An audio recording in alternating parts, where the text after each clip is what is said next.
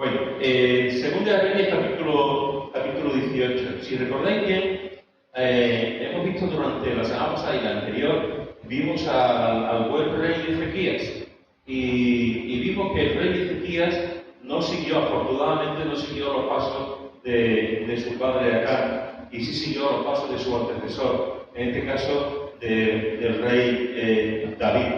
Y vimos que cuando él llega al trono no había pasado ni un solo mes de su reinado, y empieza a hacer una serie de reformas en su reinado. Una de esas reformas fue animar, exhortar y hacer todo lo posible en parte suya a que los sacerdotes y los levitas viviesen en santidad. Uno nunca puede obligar a nadie a vivir en santidad, pero sí hay que decir lo que la palabra de Dios enseña acerca de la santidad. Y vemos cómo el rey Ezequías exhortó a los sacerdotes y a los levitas a que viviesen en santidad porque no lo habían hecho antes. En el tiempo del rey Acán, el padre de Ezequías, este rey cerró las puertas del templo, se dio a la idolatría, y los sacerdotes que tenían que haber denunciado lo que este rey estaba haciendo, pues no hicieron absolutamente nada. Se acomodaron a lo que estaba pasando y no exhortaron, como un buen profeta tenía que haber hecho, a que el rey cambiase la actitud. Y lo primero que hace Ezequías es exhortar a los sacerdotes y a los levitas a vivir en santidad. Después vemos que también les exhortó a vivir en servicio al Señor. Y después también vimos que les dijo que limpiaran el templo. Que limpiaran el templo porque el templo estaba sucio. Y que limpiaran el templo para poder dar culto al Señor. Y estuvimos hablando de la importancia de la limpieza. Y estuvimos viendo la importancia de quitar ciertas cosas que hay en nuestra vida para tirarlo a la basura. Tirarlo a la basura y presentarlo delante de Dios de forma buena y santa delante de Él. Hay cosas que tenemos que tirar, hermanos. Y hay cosas que tenemos que tirar de forma individual. Hay cosas que tenemos que tirar de forma familiar, que tampoco son buenas, que a veces se han metido en el mundo de la familia y no son buenas. Y también tenemos que tirar cosas en la vida de la iglesia. A veces no hay crecimiento en la iglesia, o no se ve el poder de Dios en la iglesia, porque no hemos sido capaces de tirar cosas. No hemos sido capaces de tirar cosas que nos atenazan, que nos encadenan. Y no se ve la bendición de Dios porque la iglesia no ha tirado a la basura el egoísmo, el orgullo, cosas del pasado, la falta de perdón, etcétera, etcétera, etcétera. Y vimos también que Ezequías les animó a tener una auténtica adoración, y estuvimos viendo la importancia de la adoración y cómo les exhortó a adorar, que vimos la semana pasada, y a consagrarse completamente al Señor. Eso es lo que hemos visto en estas dos últimas semanas. Y mirad lo que dice en el capítulo 18 de Segunda de Reyes acerca de Ezequías, otra vez. Dice: en el tercer año de Oseas, hijo de Ela, rey de Israel, comenzó a reinar Ezequías, hijo de Acab, rey de Judá. Cuando comenzó a reinar era 25 años y reinó en Jerusalén 29 años. El nombre de su madre fue Abi, hija de Zacarías. Hizo lo recto ante los ojos de Jehová, conforme a todas las cosas que había hecho David su padre. Él quitó los lugares altos y quebró las imágenes y cortó los íconos de acera, e hizo pedazos la serpiente de bronce que había hecho Moisés, porque hasta entonces le quemaban incienso a los hijos de Israel, y la llamó Neshután, esto es, lo que significa cosa de bronce. En Jehová, Dios de Israel, puso su esperanza. Ni después ni antes de él hubo otro como él entre todos los reyes de Judá. Porque siguió a Jehová y no se apartó de él, sino que guardó sus mandamientos que Jehová prescribió a Moisés. Y Jehová estaba con él, y a donde quiera que salía prosperaba. Él se rebeló contra el rey de Asiria y no le sirvió. Hirió también a los filisteos hasta Gaza y sus fronteras, desde las torres de las atalayas hasta la ciudad fortificada. Fijaos, hermanos y hermanas, que estamos viendo un tipo de diálogo que a mí me fascina, que prenda, que ata mi corazón, como es el alineamiento. Y como he dicho, durante 2 semanas hemos estado viendo ese proceso de alineamiento que el rey Ezequías está haciendo en Israel, con todo lo que hemos visto ahora. Y ahora, en este capítulo, durante estas 2 semanas que hemos visto el capítulo 29 de Primera Crónica, de Segunda Crónica, y aquí estamos viendo ahora en Segunda Reyes este capítulo 18. Los primeros 3 versículos son exactamente igual que lo que vimos en Segunda Crónica, exactamente igual. Pero fijaros que dice, a partir del versículo 4, él dice, dice el texto bíblico, él quitó los lugares altos y quebró las imágenes y cortó los símbolos de acera e hizo pedazos la serpiente de bronce que había hecho Moisés, porque hasta entonces le quemaban incienso los hijos de Israel y la llamó Neustán, que significa cosa de bronce. Es interesante, porque fijaros que aquí está este rey que acaba de llegar, un rey de 25 años, que se presenta como nuevo completamente, que va a estar reinando 29 años, una buena cifra, una buena cantidad para reinar. No va a reinar 70 años como la reina Isabel de Inglaterra, pero va a reinar 29. Yo siempre me preguntaba, ¿alguna vez su hijo será rey? Pues mira, ha sido rey. No sé por cuántos años será rey, por 5 o 6, porque ahora es mayor, pero va a ser rey. Y él no estuvo reinando durante 70 años, pero estuvo reinando durante 29 años. Y es interesante, lo dije el primer domingo que vimos este texto, el texto de Segunda Crónica, que él hizo algo completamente nuevo. El hombre fue, permitidme esta expresión, esta palabra, el hombre fue valiente. Él podía haber dejado esto para más adelante. Él podía haber dicho, voy a quitar los lugares, voy a quitar la idolatría, pero más adelante no quiero ganarme enemigo ahora, no quiero que el pueblo se vuelva contra mí, y quiero que mis consejeros en el reinado, en el gobierno, digan cosas. Quiero tranquilidad. Más adelante haré las reformas espirituales. Quizás él podía haber dicho, si hubiese sido otro rey, podía haber dicho, voy a poner buenas carreteras, voy a poner buenos hospitales, voy a poner buenos colegios, voy a poner buenas, voy a gastar los recursos para que haya buenas universidades, buenos enfermeros, buenos médicos, y el recurso que tengo del reino, los dinero que tenemos de los impuestos, lo vamos a dedicar a cosas materiales. Este hombre no, este rey no hizo lo primero en cosas materiales, lo primero que hizo fue cosas espirituales. Lo primero que hizo fue quitar los lugares altos, quebrar las imágenes, etcétera, etcétera. Cosas espirituales. En el mundo de hoy lo espiritual no se lleva. En el mundo de hoy le damos más importancia a las infraestructuras, le damos más importancia a los puentes, a los metros, a los subterráneos, a los aviones, a buenas autopistas, etcétera, etcétera. Pero no le damos la importancia, por supuesto, desde el Estado, desde el gobierno, sea del color que sea, no se le da importancia al Estado espiritual. Aquí en España tenemos el Estado de la Nación, y una vez al año los políticos pues hablan del Estado de la Nación, incluso las autonomías, también está el Estado de la Autonomía. Hace poco se ha celebrado aquí en el Parlamento andaluz el Estado de la Autonomía, pero nadie presenta a él y dice, vamos a hablar del Estado espiritual de la Nación. ¿Habéis escuchado alguna vez eso? ¿Habéis escuchado? Vamos a hablar del Estado espiritual de la Nación. ¿A quién se le ocurre decir el Estado espiritual de la Nación? Y ya, me lo veo allí. Es un facha, es un extremista.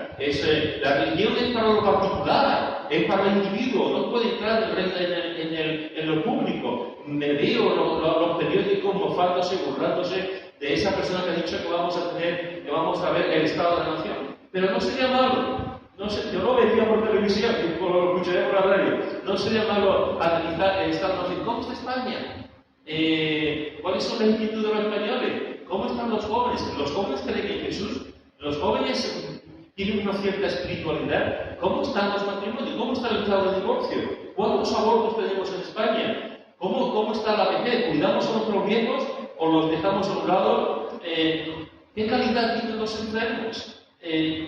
¿Cómo están preparados nuestros médicos que atienden a la persona, nuestros psicólogos, nuestros pastores, nuestros curas? ¿Cómo está la situación espiritual? Pero a nadie se le ocurre. A nadie se le ocurre porque lo que queremos es solamente lo material. Aquí, el rey Ezequías podía haber dicho, lo primero vamos a construir un buen país. Lo primero vamos a construir buenas cosas y después me preocuparé por el estado espiritual. Pero no, lo primero que hizo fue cambiar el estado espiritual de la nación. Ezequías fue un valiente. Dejadme decir, el otro día estaba, no lo vi, porque la he visto varias veces cuando era un chaval. Son las del peligro de Gary Cooper. ¿Habéis visto? ¿Os acordáis de Son las del peligro de Gary Cooper? Vestido de negro, bueno, la película es blanco y negro.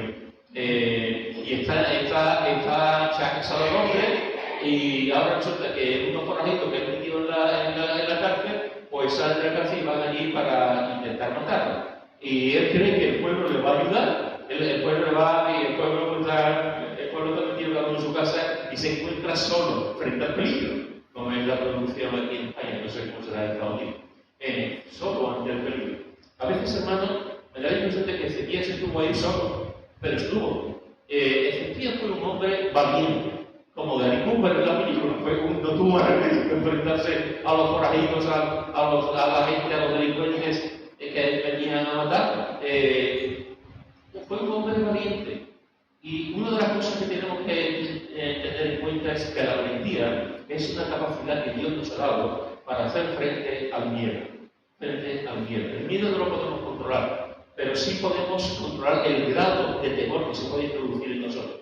Y Dios nos ha dado esa capacidad para ser valiente. En todos los frentes, había un chaval, un joven, un guapote, como Pepe Romasalta, un chaval muy guapote, vamos, y estaba trabajando de esclavo en una casa, y era el mayordomo de todo, y estaba todo a su disposición, y su amo le dijo: mira, tú eres el mayordomo de mi casa, todo esto tú lo controlas, tú eres el administrador, y yo voy a confiar en ti. Y este joven guapote, con conocimiento, pues se hace cargo de la casa, y resulta que mira por dónde la mujer del jefe, la mujer del dueño, la mujer del amo, oye, pues le gustó, se encapricha con él. Y un buen día, esta mujer, más madura que este joven, le dijo: estoy aquí.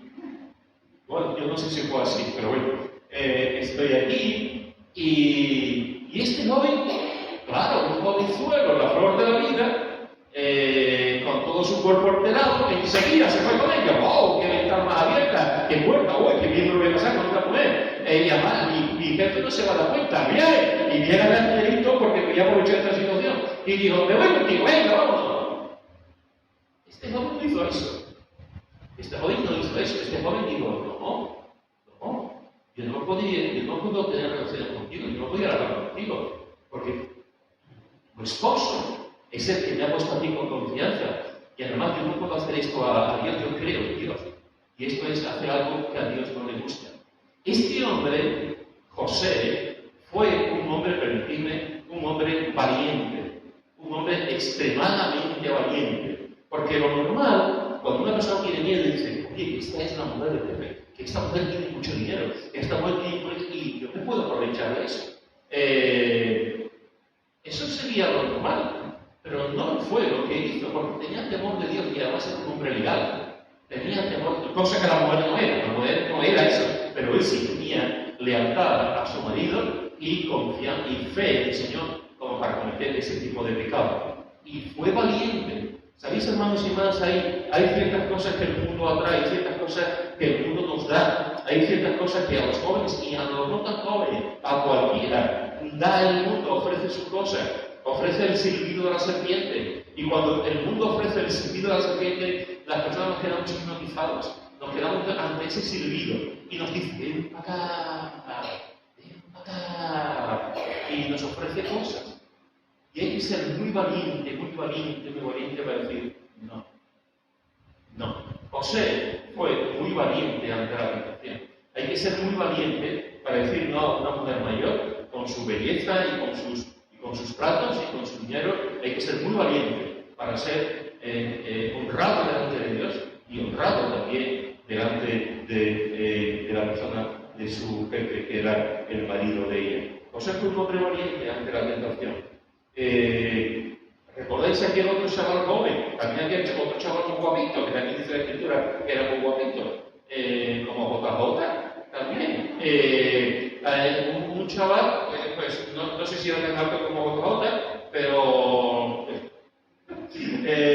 allí era rubio, buen mozalbete, y estaba todo Israel asustado de un soldado grande. Todo Israel estaba asustadito de aquel Goliat. ¡Venía a mí, perros! ¿Quién va a pelear conmigo? Y los israelitas estaban allí. Aquí estaban los filisteos. ¿Quién va a pelear conmigo? y ni un solo soldado de estos fuertes, grandes, guerreros que estaban hechos a la batalla, ni un solo soldado dijo, yo voy a pelear contigo. Y vino un chaval, vino un chaval joven que había estado con las ovejas de su padre, que se había enfrentado en alguna ocasión con Moisés y Goliat para salvar las ovejas, y este chaval se presenta delante de Goliat y le dice, yo voy a pelear contigo.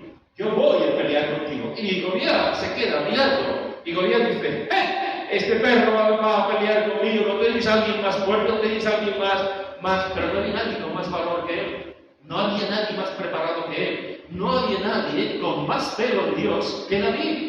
Y David se enfrenta a aquel hombre, aquel gigantesco hombre, ante el escudo del hombre, ante la espada del hombre y ante la experiencia militar del hombre. Y David coge una onda y coge 5 piedrecitas. 5 piedrecitas blancas, uso la que llevaba, se llama de la canción, y cogió la onda y empezó a dar vueltas y vueltas y vueltas y vueltas y vueltas, como cuando yo niño jugaba al tronco. Venga da vuelta, hasta que ¡pum! Y la primera piedra le dio en la frente y aquel gigante, aquel hombre fuerte, aquel guerrero, ¡pum! Pasó la mejor vida. ¿Por qué? Porque David fue valiente. David fue valiente ante una situación impresionante. Yo estoy allí, yo soy de los soldados israelitas, y yo, no me pongo ni en primera línea ni en segunda línea, yo me voy al fondo del todo, que nadie me vea. Yo no me meto con ese hombre ni en peligro ni en sueño. Me voy corriendo. Pelear que con este tipo de 3 metros, anda, por lo fuerte que es, me va a dejar. Yo me hubiese ido, porque David no. David vio a aquel hombre y en el nombre de Jehová de los ejércitos lo venció. ¿Por qué? Porque David era un hombre valiente. Un hombre valiente que confiaba plena, porque la valentía tiene que ver también con la dependencia de Dios, con la fe en Dios. Y él fue un hombre valiente que fue capaz de pelear en el nombre del Señor y acabar con Goliat. ¿Recordáis a otro hombre? ¿Recordáis a otro hombre que tenía su negocio en la calle? De hecho no se dice que era guapito, no sé cómo sería, pero este hombre tenía su negocio en la calle y la gente paraba en su kiosco y le daban dinero, y este hombre recaudaba dinero para los romanos, y aquí se quedaba por toda una parte, 5 para los romanos y 1 más lo que le daban también. Este hombre tenía muy buena vida, Mateo tenía muy buena vida, y un día va Jesús por allí y le dice, Mateo, sígueme.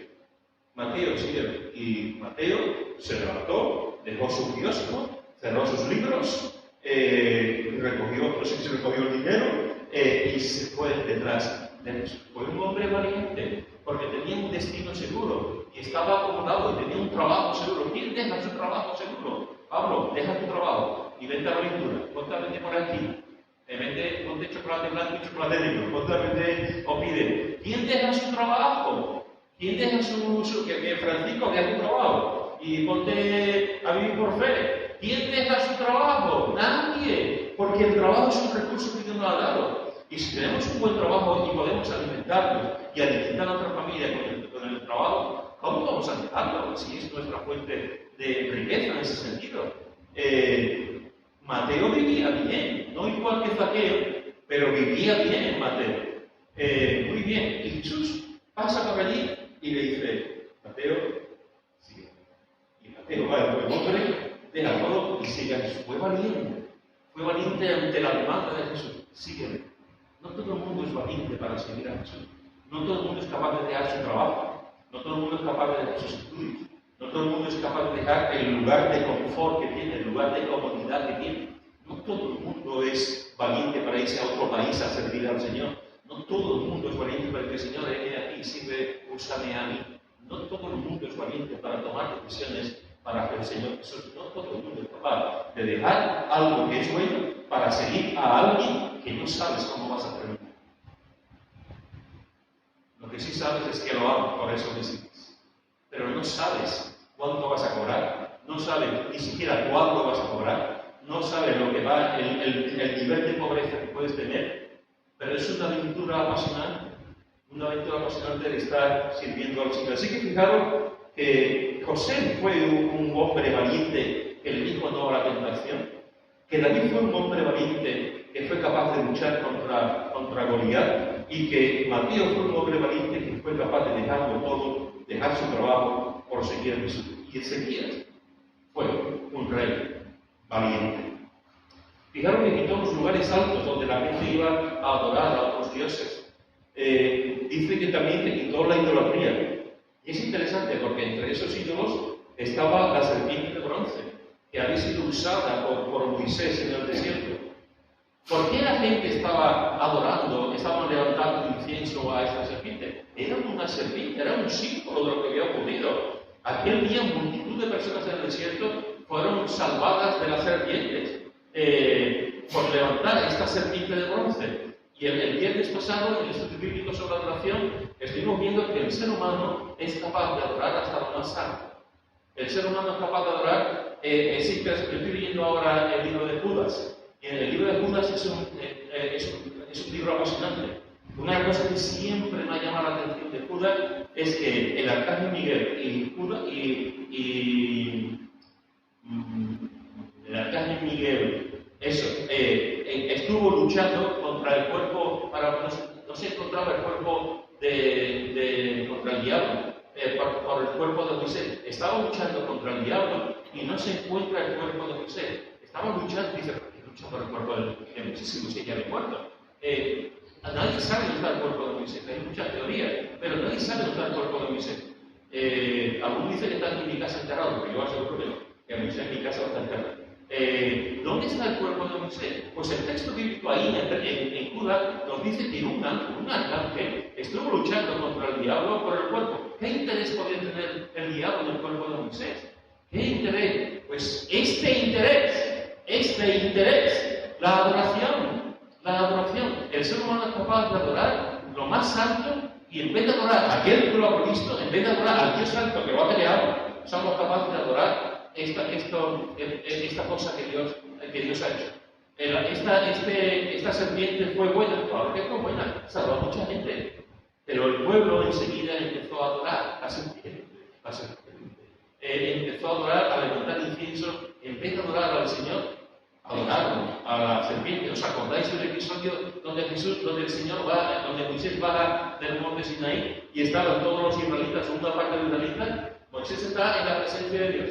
Y cuando baja Moisés a la presencia de Dios, se encuentra allí y su hermano metido en medio, allí con un becerro de oro. Y estaban adorando al becerro de oro. Y antes habían visto relámpagos y truenos, y habían visto que no se podían acercar al monte Sinaí porque podían morir. Y escuchaban, y estaban pasando cosas milagrosas. Pero prefirieron adorar a un becerro de oro antes que adorar a un Dios que se estaba manifestando. Eso es lo que somos los seres humanos. Somos capaces de adorar todo lo que no tenga que ver con Dios y inclinarnos delante de eso, como aquí en el caso de la serpiente. Adoramos de todo, somos capaces de adorar hasta una piedra del río, hasta adorar cualquier cosa que se nos ponga por el camino. Fijaros que dice en 1 Juan, capítulo 5, del versículo 21, dice Juan: guardaos de los ídolos. Guardaos de los ídolos. En el tiempo de Ezequías estaban adorando a esta serpiente, a esta cosa de bronce, como se le llama. Estaban adorándolo allí, estaban quemando incienso. Guardaos de los ídolos. Guardaos de los ídolos. Ahora bien, hermanos y hermanas, la idolatría no solo tiene que ver con las imágenes. Idolatría es todo aquello que le roba a Dios su protagonismo, que le roba a Dios su gloria. Todo aquello que le roba a Dios su gloria es idolatría. Un hijo se puede convertir en un ídolo. Un hijo o una hija se puede convertir en un ídolo. A veces me quedo sorprendido de la cantidad de veces que me encuentro a padres que son ciegos con respecto a sus hijos. Que no ven nada malo en sus hijos, todo es bueno. Que no son objetivos al ver a sus hijos. Que cuando la culpa siempre la tiene el profesor, siempre la tiene el maestro porque le ha cogido obediencia a mi hijo. La culpa la tienen siempre los vecinos, que son los que tratan mal a mi hijo, no que mi hijo trate mal. La culpa es las malas amistades de mis hijos. Y los otros padres dirán lo mismo, la culpa es de las malas amistades. A veces los padres no somos conscientes de quién tenemos en casa. Y pensamos que nuestros hijos son... Y no, a veces los hijos son muy así, pero deja a tus hijos muchas veces solos y quizá cada uno te dé una opinión diferente de quién es el hijo. A veces, hermanos y hermanas, ponemos a nuestros hijos en un lugar, lo llevamos ante el altar y lo adoramos. Y él está primero antes que Dios. Está primero antes que la relación con nuestro Dios. Un hijo se puede convertir en un ídolo. No sería la primera vez que será la última vez.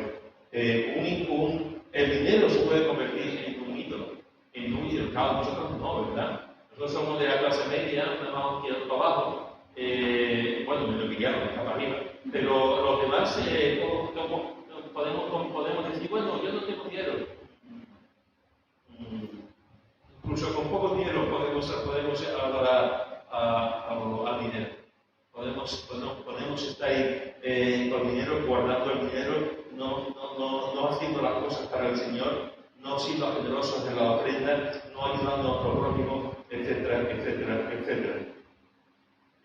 Hoy, esta mañana, hablando de dinero, esta mañana me vino un hermano en la iglesia, antes de empezar el culto, y me da un sobre, y me dice, toma pastor, este sobre es para fulanito. Y le digo, ha pasado 3 veces, ya no le digo por qué, ya sé que él no quiere que se le conozca, ni quiere reconocimiento, él lo hace para que la otra persona diga, no, él lo hace anónimamente. Y le digo, ¿y esto? Se lo da a un matrimonio. Y claro, no lo conozco. Le digo, ¿qué? ¿Están pasándolo mal? Dice, sí, están pasándolo mal. Él está trabajando en redes, pero está trabajando y además trabajando en un equipo de fútbol. Está trabajando, pero no le están dando de entrenador. ¿A ti te gustaría, Pablo, de entrenador? Está allí de entrenador y tiene un contrato, pero hasta diciembre no le pagan. Si ven que es un buen entrenador y ven que hace que está bien, le harán un contrato y le pagarán en diciembre. Pero si no, está haciendo su trabajo y no le pagan. Es de México. Está con su familia aquí. Y este hermano esta mañana me da el sobre y me dice, toma, dáselo cuando venga. Dáselo para cuando venga. Yo no he contado un sobre, no sé lo que hay en dinero. No ha venido esta mañana. Lo tengo guardado para cuando venga. ¿Por qué? Porque este hermano es un hermano que Dios está bendiciendo mucho con el trabajo y con el sueldo. Tiene un buen sueldo, muy buen sueldo. Pero no se lo queda. Yo gano lo de él y me lo quedo para llorar. Pero él no. Yo gano el dinero de él y le digo a mi mujer y a mis hijas, vamos, ¿dónde está el restaurante más caro? Ahí vamos. ¿Dónde está el hotel más caro para agosto? Ahí vamos. Pero él no. Él es un hombre que entiende lo que es el dinero y las necesidades. Y ha dado una ofrenda anónima para que una familia tenga durante un tiempo para poder vivir. Cuidado con la idolatría al dinero. Claro, yo sé, ninguno de nosotros somos idólatras, ¿verdad? Ninguno de nosotros nos gusta el dinero, a nadie nos gusta el dinero. Pero aún así, cuidado, porque el dinero se puede convertir en un ídolo. La propia iglesia local se puede convertir en un ídolo. Una de las cosas que me duele escuchar es cuando hay gente que te dice, mi iglesia es la mejor. Mi iglesia es la mejor. En mi iglesia tenemos todo. En mi iglesia, cuando alguien dice, en mi iglesia es la mejor, entonces no conoces a la iglesia. Porque todas las iglesias tienen defectos, todas las iglesias tienen cosas que son buenas y otras cosas que hay que mejorar. Todas las iglesias simplemente porque cada uno de nosotros somos pecadores, y tenemos defectos. Cada uno de nosotros. Podemos hacer ídolos, efectivamente, de los hijos, del dinero e incluso de la propia congregación. Pero fijaros que dice el versículo 5, después de destruir las imágenes, de quitar los lugares altos, de romper en pedazos la imagen de bronce de la serpiente, después de todo esto, de este acto de valentía, dice en el versículo 5, en Jehová, Dios de Israel, Ezequías puso su esperanza. Me encanta, me encanta. En Jehová, Dios de Israel, puso su esperanza. Wow. Esto para que lo grabes, esto para que tú lo memorices. Esto es un versículo para que por la semana lo vayamos citando.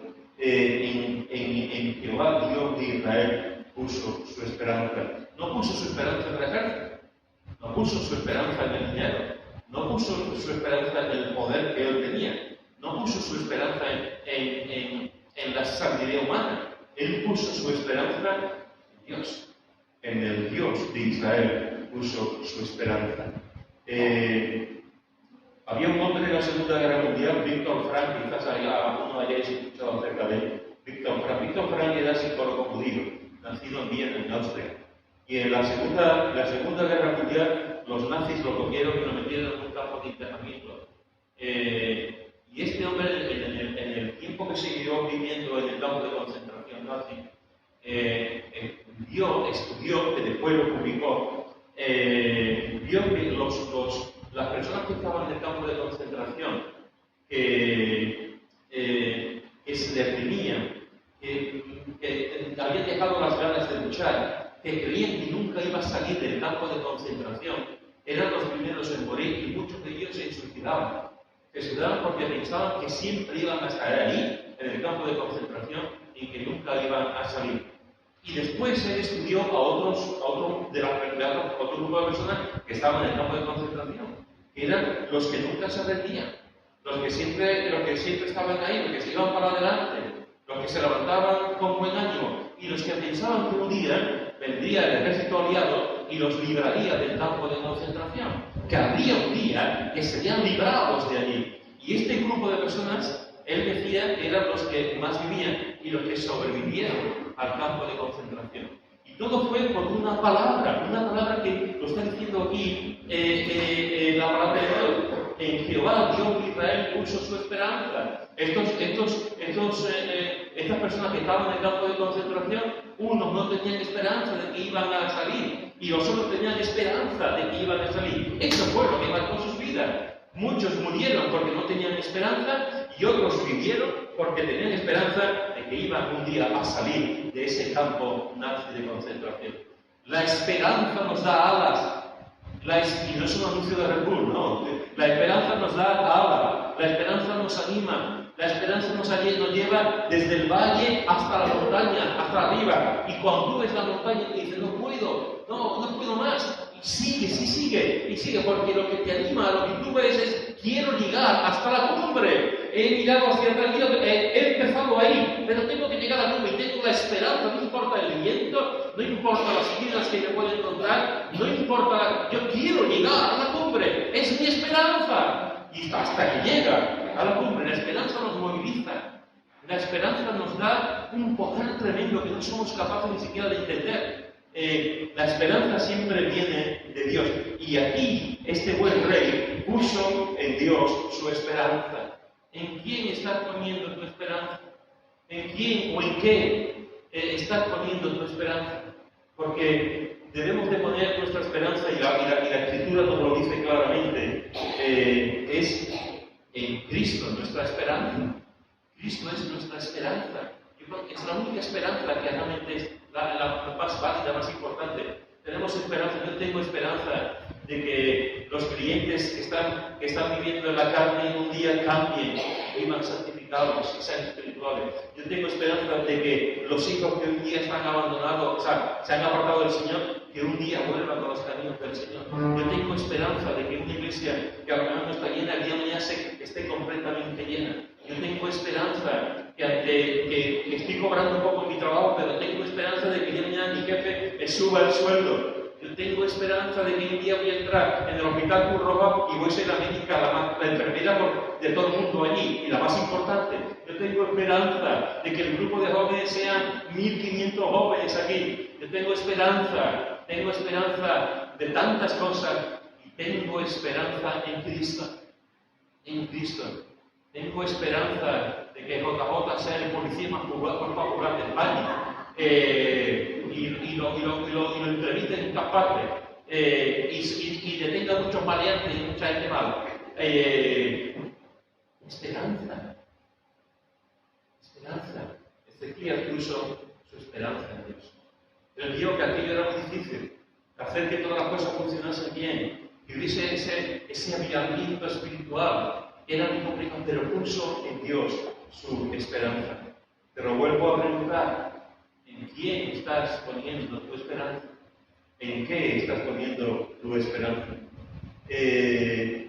Israel puso su esperanza en un becerro de oro, como antes he dicho. El hijo pródigo puso su esperanza en el dinero. Jacob puso su esperanza en las mentiras. Herodes puso su esperanza en el poder. ¿Y tú? ¿Dónde estás poniendo tu esperanza? Fijaros que dice también que ni después ni antes de él hubo otro como él entre todos los reyes de Judá. Vaya piropo que hace aquí la palabra de Dios. Vaya cosa bonita que le dice la Escritura a Ezequías. Ni después ni antes de él hubo otro como él entre todos los reyes de Judá. ¡Qué maravilla de lo que el Señor le honra! Él honró al Señor y el Señor le honra, como dice la Escritura. Los que me honran, yo le honro, y es así. Y él honró con esta palabra al rey de Judá, a Ezequías. Y dice el versículo 6, porque siguió a Jehová y no se apartó de él, sino que guardó los mandamientos que Jehová prescribió a Moisés. Fijaros, hermanos, que nos dice que siguió a Jehová, los hombres de esperanza, las mujeres de esperanza, los hombres que son valientes, las mujeres que son valientes, son personas que deciden siempre seguir a Jesús. Seguir a Jesús es fácil. Todos los que estáis aquí sabéis que no y que no. Quien diga que es fácil está mintiendo como un Seguir a Jesús es muy difícil, pero no hay nada tan hermoso como seguir a Jesús. No hay nada tan magnífico como seguir a Jesús. No hay algo tan precioso, tan ilusionante, tan maravilloso como seguir a Jesús. Aquí nos dice que él siguió a Jehová. ¿Fue complicado para Ezequías? Claro que fue complicado para Ezequías, como para cualquiera de nosotros, pero siguió continuamente a Jesús. ¿Sabéis, hermanos y hermanas? Los apóstoles lo dejaron todo. Igual que Mateo lo dejó todo, los apóstoles lo dejaron todo. Pedro dejó su barca, Juan y su hermano dejaron su barca, Andrés dejó su barca, dejaron sus puestos de trabajo y se fueron a seguir a un carpintero, a un nazareno, alguien que no tiene ni tierra, ni casa, ni burro, ni animales, no tiene nada. Solamente Él. Y lo siguieron, cambiaron sus vidas. No podemos seguir a Jesús si no lo tiramos todo. No podemos ir a Jesús si no lo tiramos, lo dejamos todo a un lado. Los apóstoles lo dejaron todo por seguir a Jesús. Cada día tenemos que tomar la decisión de seguir a Jesús. Tú te levantas en la mañana y tú dices, hoy, Jesús, sigo tomando la decisión de seguir. Sigo tomando la decisión de seguir. Siguió a Jehová y dice que no se apartó de él. La palabra de Dios nos dice que somos torpes, pero dice Isaías que por muy torpe que seamos, vamos por un sendero que no nos vamos a perder, por muy torpe que seamos. Porque el Señor nos va a ayudar, nos va a guiar en ese camino que seamos torpes. No nos vamos a apartar. Ezequías no se apartó de Jehová. Cada uno de nosotros tenemos seguro. Si yo cojo un papelito y te lo doy con su bolígrafo y te digo, pon los motivos por los que tú estarías dispuesto a dejar el camino de Dios. Pon motivos por los que te puedes apartar. Y estoy seguro que cada uno de nosotros puede escribir un montón de sitios, un montón de cosas. Yo me voy a apartar del Señor por esto, yo me puedo apartar del Señor por esto, yo me puedo apartar del Señor por esto, yo me puedo apartar del Señor por esto. Porque hay tantas cosas por las que uno se puede apartar. Hay tantas cosas en la iglesia, en nuestra vida, en nuestra intimidad, tantas cosas en las que podemos apartarnos por el Señor. Pero el que ha puesto sus ojos en Cristo, nuestra esperanza, está continuamente ahí y sigue a Jesús y no se aparta de él. ¿Por qué? Dice, siguió a Jehová y no se apartó de él, sino que guardó los mandamientos que el Señor prescribió. guardó los mandamientos, lo atesoró. El Salmo 119 dice que los mandamientos de Dios son un tesoro que tenemos que guardar en nuestro corazón. Los mandamientos del Señor son buenos, son agradables para nosotros, nos dan sabiduría, nos dan entendimiento, nos hacen justos, nos ayudan en todas las esferas de nuestra vida. Los mandamientos del Señor, guardar los mandamientos de Él. Ezequías lo hizo. Ezequías fue un hombre que tomó una decisión, seguir al Señor. Fue un hombre que tomó una decisión, no apartarse de Él. Y fue un hombre que tomó una decisión, guardar sus mandamientos. Guardar sus mandamientos. Eso es un costo enorme. Eso es un costo enorme. Pero lo hizo. Él lo hizo. Por amor. Con todo lo que se fue por amor al Señor. Porque para Él el Señor es lo primero. Y después dice el versículo 7, y Jehová estaba con él, y a donde quiera que salía, prosperaba. El Señor estaba con él. De forma de bendecirlo, ¿verdad? Él honró a su Dios, y Dios lo honró. Jehová estaba con él. No olvides ni por un solo segundo, ni por un solo segundo, cuando tú decides seguir a Jesús, cuando tú decides guardar sus mandamientos, cuando tú decides no apartarte de Él, cuando tú decides poner tu esperanza en Él, no olvides ni por un solo segundo que Jehová. No olvides ni por un solo segundo que el Señor Jesús está contigo. Yo estoy contigo solamente los domingos, pero no dice. Yo estoy contigo todos los días. Todos los días está el Señor contigo. Déjame recordártelo otra vez, contigo. Por supuesto también conmigo, porque también soy hijo de Dios. Todos los días está el Señor con nosotros. Jehová estaba con él. ¿Era consciente de Ezequías de que el Señor estaba con él todos los días? Pues supongo que no. Supongo que había un momento que Ezequías no tenía esa conciencia de que el Señor estaba con él. Pero estaba con él. Lo sintiera o no lo sintiera. Lo veamos o no lo veamos. Veamos el arco iris o no lo veamos. Veamos el cielo o no lo veamos.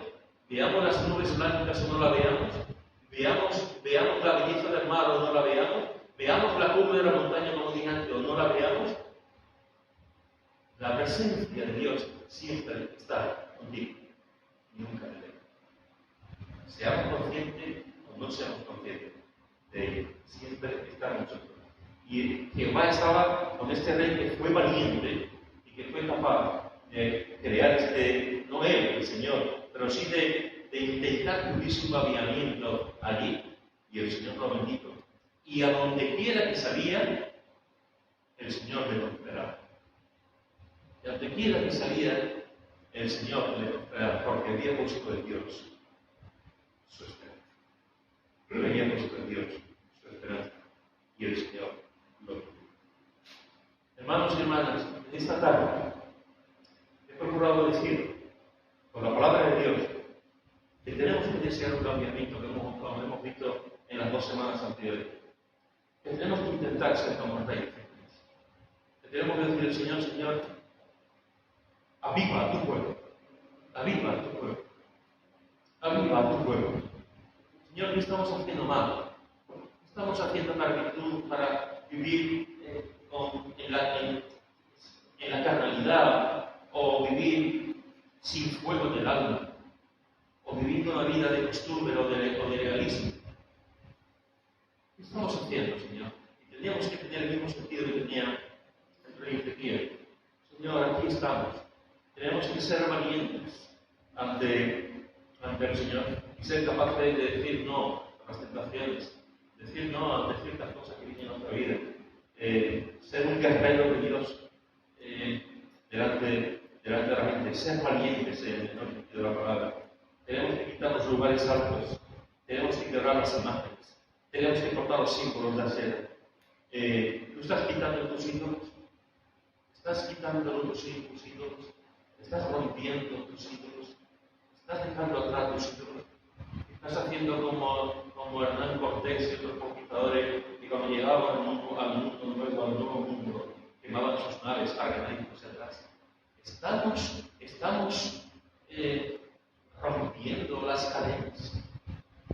Estamos realmente quitando todo aquello que nos impide una relación con el Señor, como Él lo estaba haciendo.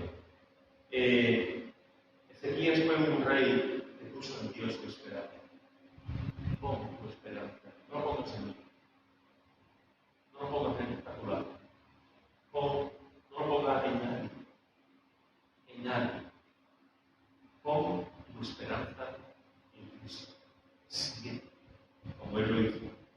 Y cuando Él hizo eso, el Señor dice que siguió a Jehová, que no se apartó de Él, porque guardó sus mandamientos y el Señor estaba con Él y donde quiera que salía, le prosperaba.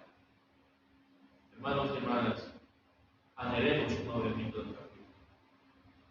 Anhelemos, ojalá que un día se levante un hombre con nosotros, o una mujer con nosotros, que se levante un hombre que se ponga delante de nosotros y nos desafíe a vivir en fe, nos desafíe a limpiar nuestro interior, a limpiar la iglesia, que nos desafíe a vivir en santidad, que nos desafíe a servir al Señor con toda nuestra alma, que nos desafíe a vivir realmente una vida de propósito, de significado en nuestra vida, que seamos hombres y mujeres en un verdaderamente avivamiento. Ojalá que eso sea aquí y que cada uno de nosotros sea avivado y vivamos esa realidad espiritual